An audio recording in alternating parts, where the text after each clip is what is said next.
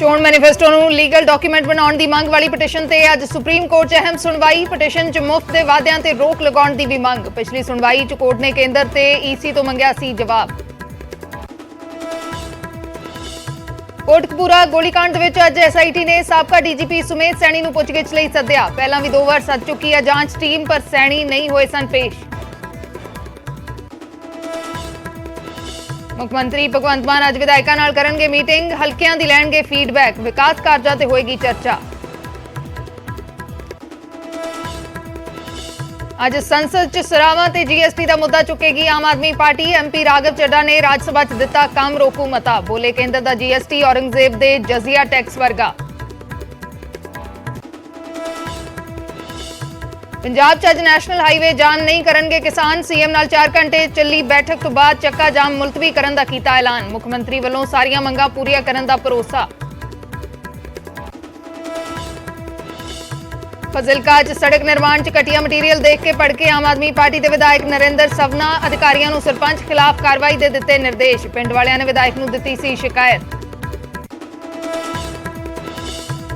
BJP ਸ਼ਾਮਲ ਹੋਣ ਤੋਂ ਪਹਿਲਾਂ ਹਰਿਆਣਾ ਦੇ ਦਿੱਗਜ ਆਗੂ ਕੁਲਦੀਪ ਬਿਸ਼ਨੋਈ ਅੱਜ ਦੇਣਗੇ ਅਸਤੀਫਾ। ਕੱਲ ਦਿੱਲੀ 'ਚ ਫੜਨਗੇ ਬੀਜੇਪੀ ਦਾ ਪੱਲਾ। ਹਰਿਆਣਾ ਦੇ ਆਦਮਪੁਰ ਤੋਂ ਵਿਧਾਇਕ ਨੇ ਕੁਲਦੀਪ ਬਿਸ਼ਨੋਈ।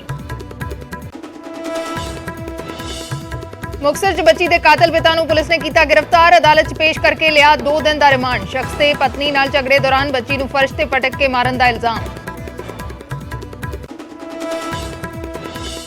ਲੁਧਿਆਣਾ ਦੇ ਰਾਹੋਂ ਰੋਡ ਤੇ ਸ਼ਰੇਆਮ ਚੱਲੀਆਂ ਗੋਲੀਆਂ। ਜ਼ਮਾਨਤ ਤੇ ਆਏ ਮਰਡਰ ਕੇਸ ਦੇ ਮੁਲਜ਼ਮ ਨੇ ਕੀਤੀ ਫਾਇਰਿੰਗ। 2 ਲੋਕ ਜ਼ਖਮੀ। ਮੁਲਜ਼ਮ ਦੀ ਤਲਾਸ਼ 'ਚ ਜੁਟੀ ਪੁਲਿਸ। ਹਰਿਆਣਾ ਦੇ ਹਾਂਸੀ 'ਚ ਸ਼ਰੇਆਮ ਕਤਲ। 5 ਦਿਨ ਪਹਿਲਾਂ ਪੈਰੋਲ ਤੇ ਆਏ ਸ਼ਖਸ ਨੇ ਅੱਧੀ ਰਾਤ ਨੂੰ ਹਮਲਾ। ਪਤਨੀ ਅਤੇ ਬੇਟੀ ਸਾਹਮਣੇ ਹੀ ਉਤਾਰਿਆ ਮੌਤ ਦੇ ਘਾਟ। ਤਰਨਤਾਰਨ ਦੇ ਪਿੰਡ ਹਰੀਕੇ 'ਚ ਪੈਟਰੋਲ ਪੰਪ ਤੇ ਲੁੱਟ। ਅੱਧੀ ਰਾਤ ਨੂੰ ਪਹੁੰਚੇ ਬੰਦੂਕਾਂ ਨਾਲ ਲੈਸ 4 ਨਕਾਬਪੋਸ਼। ਕੈਸ਼ ਅਤੇ ਸਿਕਿਉਰਿਟੀ ਗਾਰਡ ਤੋਂ ਬੰਦੂਕ ਲੁੱਟ ਕੇ ਹੋਏ ਫਰਾਰ। ਕਾਮਨਵੈਲਥ 'ਚ ਪੰਜਾਬ ਦੇ ਇੱਕ ਹੋਰ ਖਿਡਾਰੀ ਨੇ ਚਮਕਾਇਆ ਦੇਸ਼ ਦਾ ਨਾਮ। ਲੁਧਿਆਣਾ ਦੇ ਵਿਕਾਸ ਠਾਕੁਰ ਨੇ ਵੇਟ ਲਿਫਟਿੰਗ 'ਚ ਜਿੱਤਿਆ ਸਿਲਵਰ ਮੈਡਲ। ਪੀਐਮ ਮੋਦੀ ਅਤੇ ਸੀਐਮ ਮਾਨ ਨੇ ਦਿੱਤੀ ਵਧਾਈ।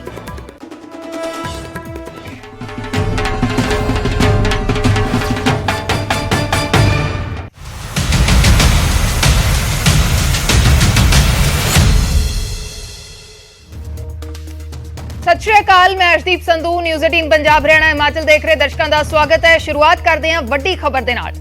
चोण मैनीफेस्टो नूं लीगल डॉक्यूमेंट बनाउण दी मंग दे मामले दे विच अज फिर तो सुप्रीम कोर्ट 'च सुनवाई होएगी। चोणां वेले मुफ्त वादियां ते रोक लगाउण दी भी मंग कीती गई है। भाजपा आगू एडवोकेट अश्विनी उपाध्याय ने पिटीशन दाखिल की हुई है। अज फिर तो सुप्रीम कोर्ट दे विच इस ते सुनवाई होएगी। जो मुफ्त दे वादे कीते जांदे ने चोणां दे दौरान उस नूं लैके पिटीशन है जिस दे उत्ते सुनवाई होएगी। पिछली सुनवाई दे विच कोर्ट ने केंद्र ते इलैक्शन कमिशन नूं नोटिस भेजिया सी। मामले दे विच केंद्र नूं स्टैंड स्पष्ट करन दे लई किहा सी। राज्यां दीआं मुफ्त स्कीमां ते सुप्रीम कोर्ट ने सख्ती दिखाई सी। सुप्रीम कोर्ट ने सरकार तो सवाल पुछया सी, कहा सी कि मुफ्त तोहफे वंडने किवें बंद होणगे, केंद्र अपना रुख स्पष्ट करन तो क्यों झिझक रही है। ये सवाल कीते सन सुप्रीम कोर्ट ने केंद्र तो। चोण रिओड़ियां ते सुप्रीम सुनवाई अज फिर तो होण जा रही है। सुप्रीम कोर्ट दे विच अज जिहड़े मुफ्त चोण वादे हुंदे ने उन्हां नूं लैके सुनवाई होनी है। पटिशन दाखिल कीती गई सी, इस नूं लैके लीगल डॉक्यूमेंट चोण वादियां नूं किवें बनाया जावे इस नूं लैके सुनवाई हो रही है। चोण मैनीफेस्टो नूं लीगल डॉक्यूमेंट बनाउण दी मंग कीती गई है इस पटिशन दे विच ते अज फिर तो सुनवाई होएगी। चोण वादियां दे उत्ते जिहड़े मुफ्त चोण वादे हुंदे ने उन्हां दे उत्ते रोक लगाउण दी मंग कीती गई है। भाजपा आगू एडवोकेट अश्विनी उपाध्याय ने पटिशन दाखिल की हुई है। सुशील पांडे साडे सहयोगी दिल्ली तो जुड़े ने होर जानकारी दे लई। सुशील, क्या कुछ आपके पास जानकारी? आज देखिए, बीजेपी के नेता है अश्विनी उपाध्याय, सुप्रीम कोर्ट के एडवोकेट हैं। उन्होंने सुप्रीम कोर्ट में अर्जी दाखिल करके ये कहा है कि जो राजनीतिक पार्टियां चुनाव के दौरान फ्री में तमाम चीजों को देने का वादा करती हैं उस पर लगाम लगाना चाहिए। हालांकि सुप्रीम कोर्ट ने इस पूरे मामले में सुनवाई के दौरान केंद्र सरकार से और चुनाव आयोग से ये कहा था कि वो अपना रुख स्पष्ट करें। हालांकि केंद्र सरकार की तरफ से ये कहा गया कि चुनाव आयोग इस मामले में कदम बढ़ाएगा, लेकिन चुनाव आयोग की तरफ से ये कहा गया कि केंद्र सरकार द्वारा इस मामले में कानून बनाया जाएगा और अगर इस मामले में केंद्र सरकार कोई कानून बनाती है तो चुनाव आयोग उसको करेगा। सबसे महत्वपूर्ण बात इस मामले में है कि इसमें केंद्र सरकार और चुनाव आयोग दोनों आमने सामने खड़े हैं, जिस पर चीफ जस्टिस पिछली सुनवाई के दौरान थोड़ी सी नाराजगी जताई थी और ये कहा था कि केंद्र सरकार इस मामले पर अपना रुख स्पष्ट करे। हालांकि सुप्रीम कोर्ट ने पिछली सुनवाई के दौरान केंद्र सरकार से ये भी कहा था कि वो वित्त मंत्रालय से मशवरा करें और ये बताएं कि जो तमाम राजनीतिक पार्टियां फ्री में तमाम चीजें चुनाव के दौरान देने का वायदा करती हैं, इस पर लगाम लगाने के लिए केंद्र सरकार की तरफ से क्या कदम उठाया जा सकता है। आज की सुनवाई बेहद अहम इसलिए है कि केंद्र सरकार को सुप्रीम कोर्ट में यह बताना है कि आखिर जो फ्री की रेवड़ियों को बांटने के लिए तमाम राजनीतिक पार्टियां जनता को लुभाने के लिए कदम उठाती हैं या जो घोषणाएं करती हैं, उनको लेकर सरकार की तैयारी किस ओर चल रही है और क्या फाइनेंस कमीशन से उनकी इस दिशा में कोई बातचीत हुई है या फिर नहीं। जी जी।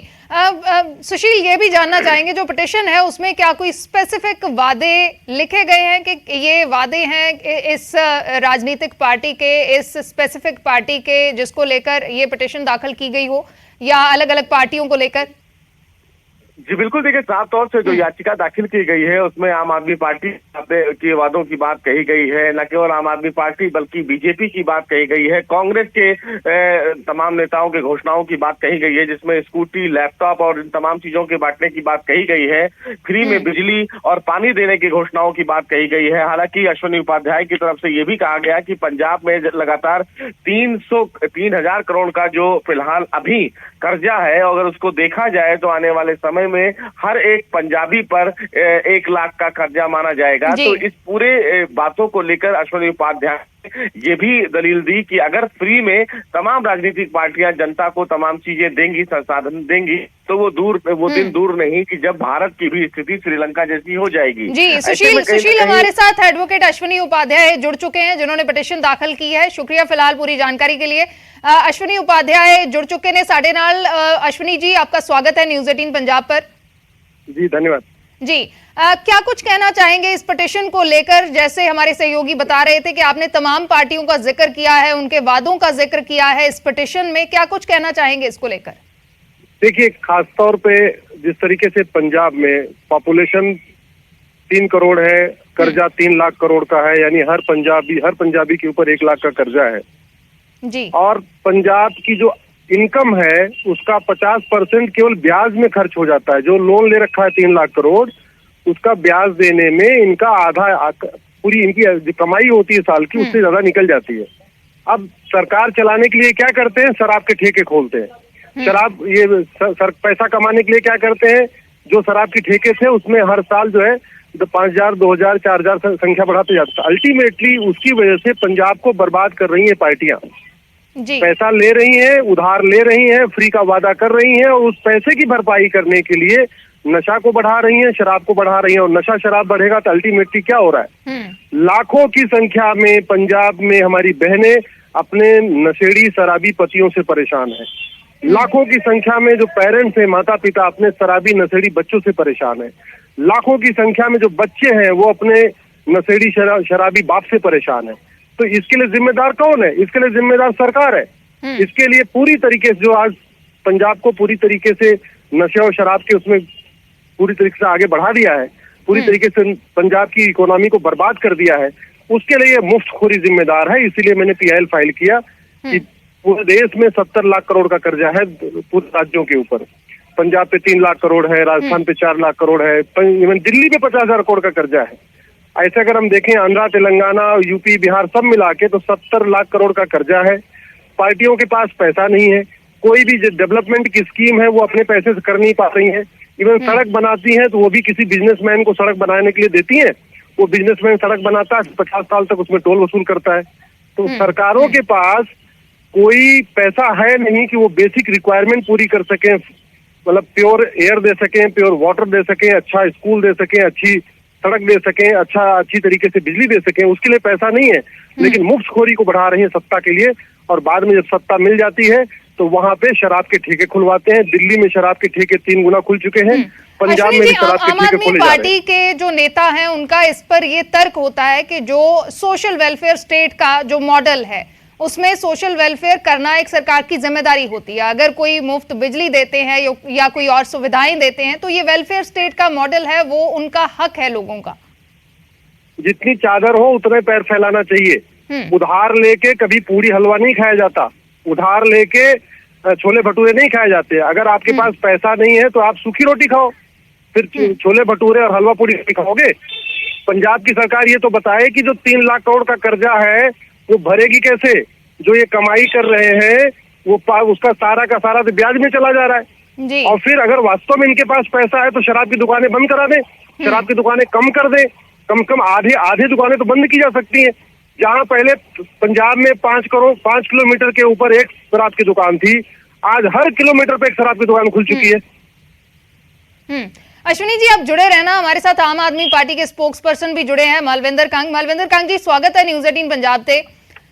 ਤੁਸੀਂ ਇਸ ਮਸਲੇ ਤੇ ਕੀ ਕਹਿਣਾ ਚਾਹੋਗੇ? ਸੁਪਰੀਮ ਕੋਰਟ ਸੁਣਵਾਈ ਹੋਣ ਜਾ ਰਹੀ ਹੈ, ਮੁਫਤ ਦੇ ਜਿਹੜੇ ਚੋਣ ਵਾਅਦੇ ਹੁੰਦੇ ਨੇ ਉਸ ਨੂੰ ਲੈ ਕੇ ਬੀਜੇਪੀ ਆਗੂ ਦੇ ਵੱਲੋਂ ਪਟੀਸ਼ਨ ਪਾਈ ਗਈ ਹੈ ਤੇ ਖਾਸ ਕਰਕੇ ਤੁਹਾਡਾ ਜ਼ਿਕਰ ਕਰ ਰਹੇ ਨੇ ਆਮ ਆਦਮੀ ਪਾਰਟੀ ਦਾ ਕਿ ਜਿਹੜੇ ਮੁਫਤ ਵਾਅਦੇ ਕੀਤੇ ਜਾਂਦੇ ਨੇ, ਮੁਫਤ ਬਿਜਲੀ ਦੇ ਦੇਵਾਂਗੇ, 1000 ਰੁਪਏ ਦੀ ਸਕੀਮ ਹੋਏ ਜਾਂ ਹੋਰ ਚੀਜ਼ਾਂ ਹੋਣ, ਉਸ ਨੂੰ ਲੈ ਕੇ ਕਹਿ ਰਹੇ ਨੇ ਕਿ ਪਹਿਲਾਂ ਹੀ ਪੰਜਾਬ ਦੇ ਸਿਰ ਬਹੁਤ ਸਾਰਾ ਕਰਜ਼ਾ ਹੈ, ਇਸ ਦੇ ਨਾਲ ਹੋਰ ਨਿਘਾਰ ਵੱਲ ਆਰਥਿਕਤਾ ਜਾਏਗੀ।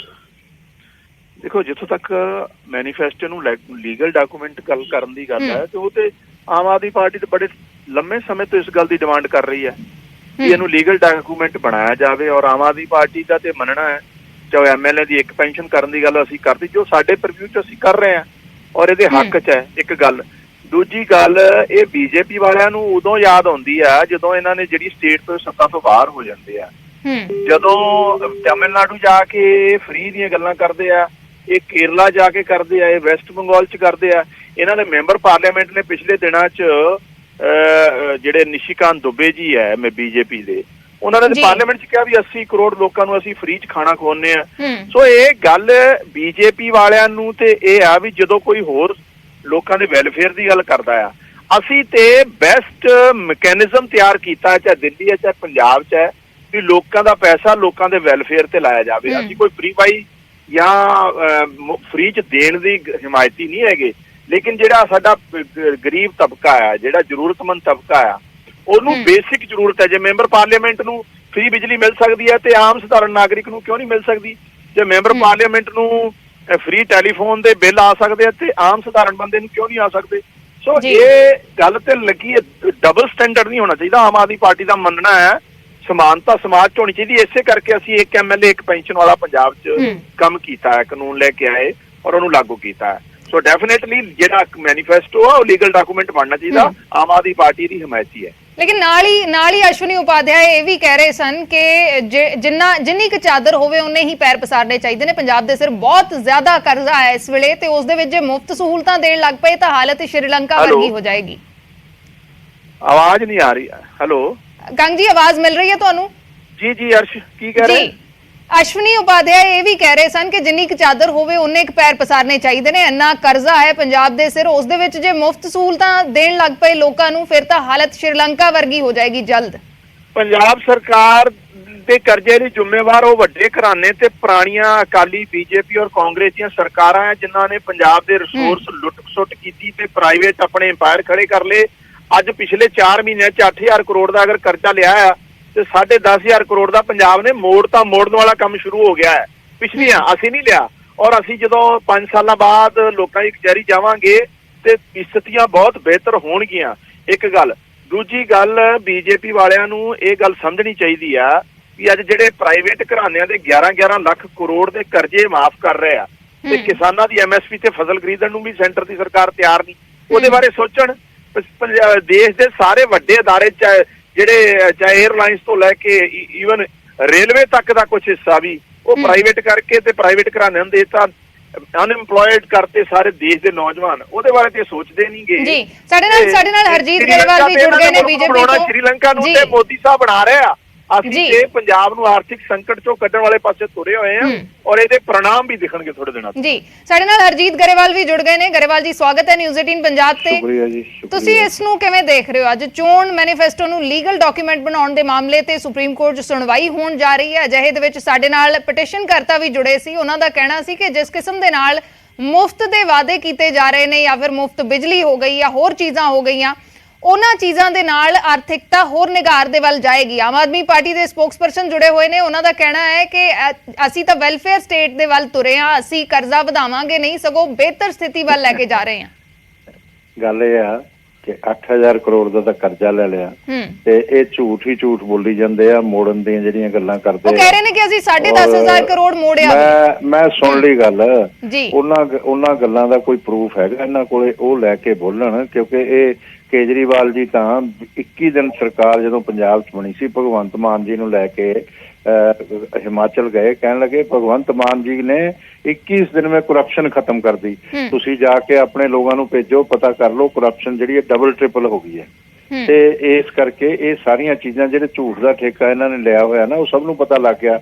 ਸੰਗਰੂਰ ਦੇ ਲੋਕਾਂ ਨੇ ਦੱਸਤਾ, ਇਹਨਾਂ ਨੂੰ ਹਰਾਇਆ ਇਸੇ ਲਈ ਹੈ 4 ਮਹੀਨਿਆਂ 'ਚ ਕਿ ਬਈ ਇਹ ਜਿਹੜੇ ਲੋਕ ਨੇ ਇਹ ਠੀਕ ਨਹੀਂ ਹੈਗੇ ਔਰ ਇਹ ਠੀਕ ਗੱਲਾਂ ਨਹੀਂ ਕਰਦੇ ਔਰ ਲੋਕ ਇਹਨਾਂ ਤੋਂ ਪਰੇਸ਼ਾਨ ਨੇ ਇਸ ਵੇਲੇ। ਉਹ ਗੱਲ ਅਲੱਗ ਆ।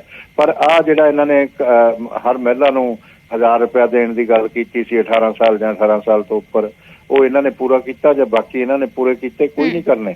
ਇਹ ਜਿਹੜੇ ਝੂਠ ਦੇ ਵਾਅਦੇ ਕਰਦੇ ਆ, ਇਹ ਰੋਕਿਆ ਜਾਣਾ ਚਾਹੀਦਾ। ਜਿਹੜੇ ਫ੍ਰੀ ਵਾਲੇ ਕੰਮ ਵੀ ਲੋਕਾਂ ਨੂੰ ਅਨਾਉਂਸ ਕਰਕੇ ਵੋਟਾਂ ਲੈਣ ਦੀ ਕੋਸ਼ਿਸ਼ ਕਰਦੇ ਆ, ਇਹ ਵੀ ਰੁਕਣਾ ਚਾਹੀਦਾ। ਪੋਲੀਟੀਕਲ ਪਾਰਟੀਆਂ ਦਾ ਸਾਰਿਆਂ ਤੇ ਹੀ ਰੋਕ ਲੱਗਣੀ ਚਾਹੀਦੀ ਹੈ ਔਰ ਸਾਰਿਆਂ ਲਈ ਕਾਨੂੰਨ ਇੱਕੋ ਹੋਣਾ ਚਾਹੀਦਾ। ਔਰ ਇਹ ਬਿਲਕੁਲ ਠੀਕ ਆ। ਸੁਪਰੀਮ ਕੋਰਟ 'ਚ ਜੇ ਅੱਜ ਮਾਨਯੋਗ ਸੁਪਰੀਮ ਕੋਰਟ ਇਸ ਤਰ੍ਹਾਂ ਦੇ ਕੋਈ ਆਦੇਸ਼ ਕਰਦੀ ਹੈ ਤਾਂ ਅਸੀਂ ਉਹਦਾ ਸਵਾਗਤ ਕਰਾਂਗੇ ਔਰ ਇਹ ਹੋਣਾ ਵੀ ਚਾਹੀਦਾ। ਕਿਉਂਕਿ ਪਾਰਟੀਆਂ ਨੇ, ਕੁਝ ਪਾਰਟੀਆਂ ਨੇ ਝੂਠ ਬੋਲਣ ਦਾ ਹੀ ਠੇਕਾ ਲੈ ਰੱਖਿਆ ਔਰ ਬਿਨਾਂ ਮਤਲਬ ਤੋਂ ਬੋਲਦੇ। ਜੇ ਕਿਤੇ 10,000 ਕਰੋੜ ਜਿਹੜਾ ਇਹਨਾਂ ਨੇ ਵਾਪਸ ਕੀਤਾ, ਇਹਨਾਂ ਕੋਲ ਲੀਗਲ ਡਾਕੂਮੈਂਟ ਹੈ, ਅਥੈਂਟਿਕ ਡਾਕੂਮੈਂਟ ਹੈ, ਉਹ ਲੈ ਕੇ ਆਉਣ ਨਾ, ਪਬਲਿਕ ਕਰਨ। ਇਸ ਤਰ੍ਹਾਂ ਦੀ ਗੱਲ ਨਹੀਂ ਹੈ। ਝੂਠੀ ਗੱਲ ਕਹਿਣ ਨੂੰ ਤਾਂ ਮੈਂ ਕਹਿ ਦਿੰਦਾ ਕਿ 50,000 ਕਰੋੜ ਵਾਪਸ ਵੀ ਕਰਤਾ ਤੇ ਉਹਦੇ 'ਚ ਕੀ ਹੋਏਗਾ। ਇਸ ਲਈ ਮੈਂ ਕਹਿੰਦਾ ਕਿ ਜਿਹੜੀ ਵੀ ਗੱਲ ਬੋਲਣੀ ਹੈ ਉਹ ਡਾਕੂਮੈਂਟ ਤੇ ਆਧਾਰਿਤ ਹੋਵੇ। ਜਿਸ ਤਰ੍ਹਾਂ ਹੁਣ ਆ GST ਹੈ, GST ਕੌਂਸਲ ਨੇ ਇਹ ਜਿਹੜਾ ਲਗਾਇਆ ਹੈਗਾ ਸਰਾਵਾਂ ਤੇ GST ਲਗਾਇਆ, ਤੇ ਉਹਦੇ 'ਚ ਇਹਨਾਂ ਦਾ ਫਾਈਨਾਂਸ ਮਿਨਿਸਟਰ ਵੀ ਤਾਂ ਬੈਠਾ, ਉਹ ਵੀ ਤਾਂ ਸਹੀ ਪਾ ਕੇ ਆਇਆ, ਉਹਦਾ ਕੋਈ ਜਵਾਬ ਦੇਣ ਨੂੰ ਤਿਆਰ ਨਹੀਂ। ਕਿਸੇ ਚੀਜ਼ ਦਾ ਜਵਾਬ ਨਹੀਂ ਦਿੰਦੇ, ਆਪਣੇ ਆਪ ਨੂੰ ਹਰ ਚੀਜ਼ ਤੋਂ ਅਲੱਗ ਕਰ ਲੈਂਦੇ ਆ। ਇਸ ਕਰਕੇ ਇਹ ਜਿਹੜਾ ਮੈਨੀਫੈਸਟੋ ਹੈ ਲੀਗਲ ਡਾਕੂਮੈਂਟ ਬਣੇ ਔਰ ਇਹਦੇ 'ਚ ਕੋਈ ਝੂਠ ਬੋਲਦਾ ਹੋਵੇ ਜਾਂ ਕੁਝ ਵੀ, ਉਹਦੇ ਉਸ ਪਾਰਟੀ ਦੀ ਮਾਨਤਾ ਰੱਦ ਹੋਣੀ ਚਾਹੀਦੀ ਹੈ। ਮੈਂ ਤਾਂ ਇਹ ਕਹੂੰਗਾ। ਔਰ ਫ੍ਰੀ ਦਾ ਜਿਹੜਾ ਸੌਦਾ ਇਹ ਵੀ ਬੰਦ ਹੋਣਾ ਚਾਹੀਦਾ। ਲੋਕਾਂ ਨੂੰ ਇਸ ਕਾਬਲ ਬਣਾਓ, ਇਸ ਸક્ષਮ ਬਣਾਓ ਕਿ ਉਹਨਾਂ ਨੂੰ ਫ੍ਰੀ ਲੈਣ ਦੀ ਜ਼ਰੂਰਤ ਨਾ ਪਵੇ। ਉਹਨਾਂ ਨੂੰ ਰੁਜ਼ਗਾਰ ਦਿਓ ਔਰ ਪੰਜਾਬ ਦੇ ਵਿੱਚੋਂ ਇਨਵੈਸਟਮੈਂਟ ਜਾ ਰਹੀਆਂ ਨੇ, ਲੋਕ ਅੱਜ ਇੰਨੇ ਡਰੇ ਹੋਏ ਨੇ, ਉਹਨਾਂ ਤੋਂ ਫਿਰੌਤੀਆਂ ਮੰਗੀਆਂ ਜਾ ਰਹੀਆਂ ਨੇ। ਉਹ ਜ਼ਮੀਨਾਂ ਵੇਚ ਕੇ ਜਾਣ ਦੀ ਤਿਆਰੀ ਕਰ ਰਹੇ ਆ, ਆਪਣੇ ਬਿਜ਼ਨਸ ਵੇਚ ਕੇ ਜਾਣ ਦੀ ਬਾਹਰ ਪਲਾਨ ਕਰ ਰਹੇ ਆ। ਨਵੀਂ ਇਨਵੈਸਟਮੈਂਟ ਆ ਕੋਈ ਨਹੀਂ ਰਹੀ। ਤੁਸੀਂ ਕਿੱਥੋਂ ਰੁਜ਼ਗਾਰ ਦਿਓ, ਕਿੱਥੋਂ ਪੰਜਾਬ ਨੂੰ ਤੁਸੀਂ ਆਪਣੇ ਪੈਰਾਂ ਤੇ ਖੜਾ ਕਰੋਗੇ? ਇਹ ਜਿਹੜੀਆਂ ਗੱਲਾਂ ਨੇ, ਇਹ ਸਾਰਾ ਝੂਠ ਦਾ ਸੌਦਾ। ਸਭ ਤੋਂ ਪਹਿਲਾਂ ਤਾਂ ਜਿਹੜਾ ਗੈਂਗਸਟਰ ਕਲਚਰ ਤੇ ਹੋਰ ਆ ਗਿਆ, ਰੋਜ਼ ਦਾ ਅਜੇ ਵੀ ਚੱਲ ਰਿਹਾ। ਹੁਣ ਤਾਂ MLA ਤੱਕ ਨੂੰ ਵੀ ਧਮਕੀਆਂ ਆਉਣ ਲੱਗ ਗਈਆਂ। ਇਹ ਮੈਂ ਮੰਨਦਾ ਕਿ ਹਰਿਆਣਾ 'ਚ ਵੀ ਆਈਆਂ, ਪੰਜਾਬ 'ਚ ਵੀ ਆਈਆਂ, ਤੇ ਇਹ ਸਾਰਾ ਖੇਲ ਇੱਥੋਂ ਹੀ ਵਿਗੜ ਰਿਹਾ, ਪੰਜਾਬ ਤੋਂ ਹੀ ਵਿਗੜਿਆ ਸਾਰਾ। ਇਸ ਕਰਕੇ ਇਸ ਨੂੰ ਠੀਕ ਕਰਨਾ ਚਾਹੀਦਾ, ਦਰੁਸਤ ਕਰਨਾ ਚਾਹੀਦਾ। ਔਰ ਮਾਨਯੋਗ ਸੁਪਰੀਮ ਕੋਰਟ ਜੇ ਅੱਜ ਕੋਈ ਇਸ ਤਰ੍ਹਾਂ ਦਾ ਆਦੇਸ਼ ਪਾਰਿਤ ਕਰਦੀ ਹੈ ਤਾਂ ਅਸੀਂ ਉਸ ਦਾ ਸਵਾਗਤ ਕਰਾਂਗੇ ਔਰ ਅਸੀਂ ਇਸ ਚੀਜ਼ ਦੀ ਮੰਗ ਵੀ ਕਰਦੇ ਹਾਂ ਕਿ ਹੋਣਾ ਵੀ ਚਾਹੀਦਾ। ਮਲਵਿੰਦਰ ਕੰਗ ਜੀ, ਕੀ ਕੁਝ ਕਹਿਣਾ ਚਾਹੋਗੇ? ਸਿੱਧਾ ਮੁਫਤਖੋਰੀ ਦੇ ਵਾਅਦਿਆਂ ਦੇ ਉੱਤੇ ਤੰਜ ਵੀ ਕੱਸ ਰਹੇ ਨੇ, ਕਹਿ ਰਹੇ ਨੇ ਕਿ ਜਿਹੜੇ ਵਾਅਦੇ ਕੀਤੇ ਉਹ ਪੂਰੇ ਵੀ ਨਹੀਂ ਕੀਤੇ, ਚਾਹੇ ਉਹ ਮਹਿਲਾਵਾਂ ਦੇ ਨਾਲ 1000 ਰੁਪਏ ਦਾ ਵਾਅਦਾ ਹੋਵੇ। ਜੀ ਦੇਖੋ, ਸਭ ਤੋਂ ਵੱਡਾ ਝੂਠ ਅਗਰ ਕਿਸੇ ਨੇ ਬੋਲਿਆ ਹੈ ਤੇ ਦੇਸ਼ ਦੀ ਫਾਈਨੈਂਸ ਮਿਨਿਸਟਰ ਔਰ BJP ਲੀਡਰ ਜਿਹੜੇ ਮੈਡਮ ਸੀਤਾ ਰਮਨ ਜੀ ਹੈ, ਕਿ ਇਹ ਜੀ GST ਕਾਉਂਸਲ ਨੇ ਲਾਤੀ ਹੈ GST ਗੁਰਦੁਆਰਿਆਂ ਦੀਆਂ ਸਰਾਵਾਂ ਤੇ ਸਰਕਾਰ ਤੋਂ ਬਾਹਰ ਹੋ ਗਈ GST ਕਾਉਂਸਲ, ਸਰਕਾਰ ਤੋਂ ਉੱਪਰ ਹੋ ਗਈ। ਇਹ ਝੂਠ ਹੈ। ਝੂਠ ਅਗਰ ਇਸ ਮੁਲਕ 'ਚ ਬੋਲਿਆ ਹੈ ਤੇ ਮੋਦੀ ਸਾਹਿਬ ਨੇ ਬੋਲਿਆ, ਜਿਨ੍ਹਾਂ ਨੇ ਕਿਹਾ ਸੀ 15 ਲੱਖ ਰੁਪਈਆ ਦੇ ਦਾਂਗੇ ਇੱਕ ਬੰਦੇ ਨੂੰ, ਦੇਸ਼ ਦੇ ਨੂੰ। ਝੂਠ ਅਗਰ ਇਸ ਮੁਲਕ 'ਚ ਬੋਲਿਆ ਤਾਂ ਸਭ ਤੋਂ ਵੱਡਾ BJP ਨੇ ਬੋਲਿਆ, ਜਿਨ੍ਹਾਂ ਨੇ ਕਿਹਾ ਸੀ 5 ਕਰੋੜ ਨਵੇਂ ਨੌਜਵਾਨਾਂ ਨੂੰ ਨੌਕਰੀਆਂ ਦੇਵਾਂਗੇ। ਝੂਠ ਦੇ ਤੇ ਪਲੰਦਾ BJP ਹੈ। ਅਸੀਂ ਜਦੋਂ ਇਹ ਵੈਸਟ ਬੰਗਾਲ ਜਾਂਦੇ ਆ, ਤਮਿਲਨਾਡੂ ਜਾਂਦੇ ਆ, ਵੈਸਟ ਬੰਗਾਲ ਜਾਂਦੇ ਆ, ਮੱਧ ਪ੍ਰਦੇਸ਼ ਜਾਂਦੇ, ਉਦੋਂ ਤੇ ਬਹੁਤ ਵੱਡੀਆਂ ਗੱਲਾਂ ਕਰਦੇ ਆ ਵੀ ਫ੍ਰੀ ਦੇ ਦਾਂਗੇ, ਬਹੁਤ ਫ੍ਰੀ ਦੇਵਾਂਗੇ। ਅਸੀਂ ਤਾਂ ਕਰਕੇ ਦਿਖਾਇਆ। ਅਸੀਂ ਫ੍ਰੀ ਦੇ ਹੱਕ 'ਚ ਨਹੀਂ ਆ, ਲੇਕਿਨ ਅਸੀਂ ਗਰੀਬ ਬੰਦੇ ਨੂੰ ਵਧੀਆ ਸਹੂਲਤਾਂ ਦੇਣ ਦੇ ਆਮ ਆਦਮੀ ਪਾਰਟੀ ਹੱਕ 'ਚ ਹੈ। ਔਰ ਜਿੱਥੋਂ ਤੱਕ ਇਹਨਾਂ ਨੇ ਗੱਲ ਕਹੀ ਵੀ ਕਰਜ਼ਾ ਚੁਕਾਇਆ, ਤੇ ਮੈਂ ਗਰੇਵਾਲ ਸਾਹਿਬ ਨੂੰ ਦੱਸਣਾ ਚਾਹੁੰਦਾ, ਫਾਈਨੈਂਸ ਮਿਨਿਸਟਰ ਨੇ 2 ਦਿਨ ਪਹਿਲਾਂ ਪ੍ਰੈਸ ਕਾਨਫਰੰਸ ਕਰਕੇ ਅਫੀਸ਼ੀਅਲਸ ਦੇ ਨਾਲ ਇੱਕ ਡਾਕੂਮੈਂਟ ਤੁਹਾਨੂੰ ਦੇਣ ਨੂੰ ਤਿਆਰ ਹੈ। ਕਰਜ਼ੇ ਤੇ ਹੁਣ ਤੁਹਾਡੀਆਂ ਸਰਕਾਰਾਂ ਨੇ ਲਏ ਆ, ਅਸੀਂ ਤਾਂ ਮੋੜਨ ਦੀ ਕਵਾਇਦ ਸ਼ੁਰੂ ਕੀਤੀ ਆ, ਲੇਕਿਨ ਟਾਈਮ ਤਾਂ ਦੇਖੋ ਇਹਨੂੰ ਲੱਗਣਾ ਹੈ। ਲੇਕਿਨ ਜੋ ਬਿਹਤਰ ਅਸੀਂ ਕਰ ਸਕੇ ਹਾਂ ਪਿਛਲੇ 4 ਮਹੀਨਿਆਂ 'ਚ ਉਹ ਕਰਕੇ ਵਿਖਾਇਆ। ਲੀਗਲ ਡਾਕੂਮੈਂਟ ਦੀ ਜਿੱਦਾਂ ਗੱਲ ਹੈ, ਮੈਨੀਫੈਸਟੋ ਅਸੀਂ ਪਹਿਲੇ ਦਿਨ ਤੋਂ ਹਾਮੀ ਆ ਔਰ ਇਹ ਲਗਾਮ ਲੱਗਣੀ ਚਾਹੀਦੀ ਆ। ਜਿਹੜੀਆਂ ਸਰਕਾਰਾਂ ਇਸ ਦੇਸ਼ ਤੇ ਰੂਲ ਕਰਦੀ ਰਹੀਆਂ 70 ਸਾਲ, ਚਾਹੇ ਕਾਂਗਰਸ ਹੈ ਚਾਹੇ ਭਾਜਪਾ ਹੈ, ਇਹਨਾਂ ਨੇ ਸਿਵਾ ਝੂਠ ਤੋਂ ਲੋਕਾਂ ਨੂੰ ਔਰ ਧਾਰਮਿਕ ਰੰਗ ਦੇ ਕੇ ਲੋਕਾਂ ਨੂੰ ਲੜਾਉਣ ਤੋਂ ਇਲਾਵਾ ਕੁਝ ਨਹੀਂ ਕੀਤਾ। ਇਸ ਕਰਕੇ ਬਿਲਕੁਲ ਮੈਨੀਫੈਸਟੋ ਜਿਹੜਾ ਦੇਣਾ ਹੈ ਉਹ ਲੀਗਲ ਡਾਕੂਮੈਂਟ ਹੋਣਾ ਚਾਹੀਦਾ। ਆਮ ਆਦਮੀ ਪਾਰਟੀ ਦੀ ਹਮਾਇਤ। ਗਰੇਵਾਲ ਜੀ ਕੀ ਕਹਿਣਾ ਚਾਹੋਗੇ? ਸਿੱਧਾ ਦੇਖੋ- ਬੀਜੇਪੀ ਤੇ ਤੰਜ ਹੈ ਕਿ 15 ਲੱਖ ਰੁਪਏ ਤਾਂ ਅਜੇ ਤੱਕ ਨਹੀਂ ਆਏ। ਦੇਖੋ ਕੰਗ ਸਾਹਿਬ ਐਡਵੋਕੇਟ ਵੀ ਨੇ, ਸੂਝਵਾਨ ਨੇ, ਪਰ ਜਿਹੜੀ GST ਕਾਉਂਸਲ ਆ ਉਹ ਇੰਡੀਪੈਂਡੈਂਟ ਬਾਡੀ ਆ ਔਰ ਉਹਦੇ ਚ ਸਾਰੇ ਸੂਬਿਆਂ ਦੇ ਫਾਈਨਾਂਸ ਮਿਨਿਸਟਰ ਵੀ ਆਉਂਦੇ ਆ ਔਰ ਫਾਈਨਾਂਸ ਸੈਕਟਰੀ ਵੀ ਆਉਂਦੇ ਆ, ਹੋਰ ਵੀ ਅਫੀਸਰਸ ਆਉਂਦੇ ਆ ਔਰ ਉਹਦੇ ਚ ਬਕਾਇਦਾ ਹਰ ਸਟੇਟ ਦੀ ਰਾਏ ਹੁੰਦੀ ਆ। ਉਹ ਕੇਂਦਰ ਸਰਕਾਰ ਉਹਦੇ ਚ ਕੁਝ ਵੀ ਪਾਰਿਤ ਨਹੀਂ ਕਰ ਸਕਦੀ। ਉਹ ਜਿਹੜੀ ਕਾਉਂਸਲ ਬਣੀ ਹੋਈ ਆ ਉਸ ਕਾਉਂਸਲ ਨੇ ਹੀ ਕਰਨਾ ਹੁੰਦਾ। ਉੱਥੇ ਇਹਨਾਂ ਦੇ ਫਾਈਨਾਂਸ ਮਿਨਿਸਟਰ ਨੇ ਉਹਦੇ ਤੇ ਸਹੀ ਪਾਈ ਆ ਔਰ ਉਹਦੇ ਲਈ ਮੈਂ ਸਮਝਦਾ ਕਿ ਇਹ ਜਿਹੜਾ ਭਗਵੰਤ ਮਾਨ ਜੀ ਵੀ ਬਾਰ-ਬਾਰ ਬਿਆਨ ਦੇ ਰਹੇ ਆ ਕਿ ਪਾਪ ਕਰਤਾ, ਇਹ ਕਰਤਾ, ਉਹਦੇ ਲਈ ਇਹਨਾਂ ਨੂੰ ਵੀ ਮਾਫੀ ਮੰਗਣੀ ਚਾਹੀਦੀ ਹੈ ਕਿ ਸਾਡੇ ਫਾਈਨਾਂਸ ਮਿਨਿਸਟਰ ਨੇ ਗਲਤੀ ਕੀਤੀ ਹੈ। ਉੱਥੇ ਸਹੀ ਪਾ ਕੇ ਉੱਥੇ ਉਹਨਾਂ ਨੂੰ ਆਬਜੈਕਸ਼ਨ ਕਰਨਾ ਚਾਹੀਦਾ ਸੀ। ਜੇ ਉਹਨਾਂ ਨੇ ਆਬਜੈਕਸ਼ਨ ਕੀਤਾ ਤਾਂ ਸਾਹਮਣੇ ਲਿਆਉਣ ਬਿਲਕੁਲ ਨਹੀਂ ਕੀਤਾ। ਮੈਂ ਇਹ ਸਾਫ਼ ਸਪਸ਼ਟ ਦੱਸ ਰਿਹਾ।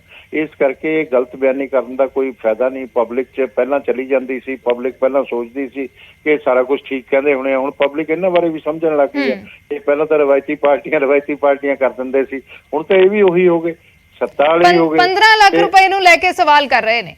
ਉਹ ਸਵਾਲ ਕਰੀ ਜਾਂਦੇ ਆ। 15 ਲੱਖ ਦੀ ਕੋਈ ਗੱਲ ਨਹੀਂ ਐਸੀ। ਔਰ ਆ ਜਿਹੜੇ ਮਕਾਨ ਫ੍ਰੀ ਬਣਾ ਕੇ ਦੇ ਰਹੇ ਆ, ਜਿਹੜੀਆਂ ਹੋਰ ਸਿਲੰਡਰ ਦੇ ਰਹੇ ਆ, ਜਿਹੜੀਆਂ ਹੋਰ ਆ ਟਾਇਲਟਸ ਜਿਹੜੀਆਂ ਲੋਕਾਂ ਦੇ ਘਰਾਂ 'ਚ ਬਣ ਰਹੀਆਂ ਨੇ, ਜਿਹੜੀ ਮਨਰੇਗਾ ਚੱਲ ਰਹੀ ਹੈ, ਕੇਂਦਰ ਹੀ ਚਲਾ ਰਹੀ ਹੈ ਨਾ, ਇਹ ਵੀ ਪੈਸਾ ਨਾ। ਤੇ ਉਹਦੇ 'ਚ ਕੀ 15 ਲੱਖ ਦੀ ਗੱਲ ਆ? 15 ਲੱਖ ਕੋਈ ਕੈਸ਼ ਦੇਣਾ ਹੁੰਦਾ?